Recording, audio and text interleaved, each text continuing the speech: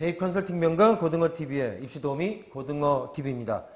고등어쌤의 직설합법이라고 이제 큰 제목을 정해놨고요. 그 안에서 지금 2016학년도 의대 입시를 따져보는 그런 시리즈입니다. 지금 8번째 시간인데요. 특기자 전형에 대해서 이야기하려고 합니다.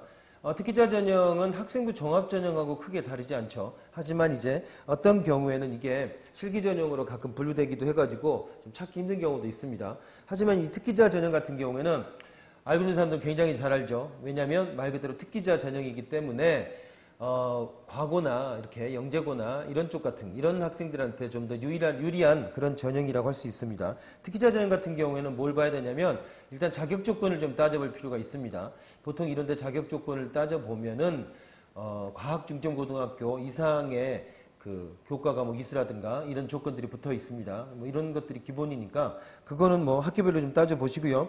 이 특기자 전형은 특히나 수학이나 과학에 어떤 실적이나 능력을 갖고 있는 학생을 선발하려고 하는 그런 전형입니다. 그러니까 당연히 특기자 전형 같은 경우는 외부 스펙을 쓰지 않는다라는 학생부 종합의 자소서 작성 원칙에서 약간 벗어나 있다라고 생각할 수 있습니다. 이 경우 수학과학에 관련된 실적, 능력이 유리하다. 당연히 그렇겠죠. 그 다음에 자신의 강점을 어필할 수 있는 그런 좋은 기회가 된다.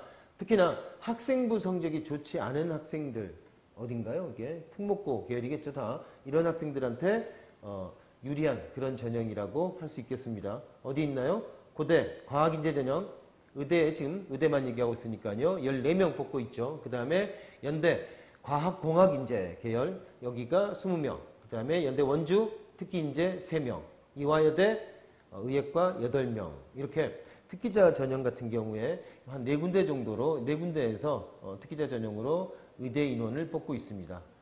특기자 전형이 가장 많은 대학은 역시 연세대다라는 거죠.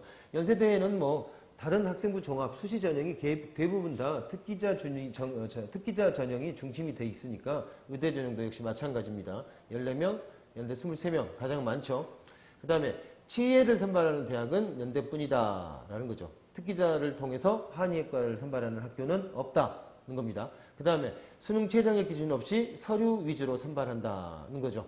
자, 이렇게 특기자 전형 같은 경우는 대부분 수능 최저학력 기준을 적용하지 않는다. 모든 특기자 전형의 거의 공통된 특징입니다. 왜일까요?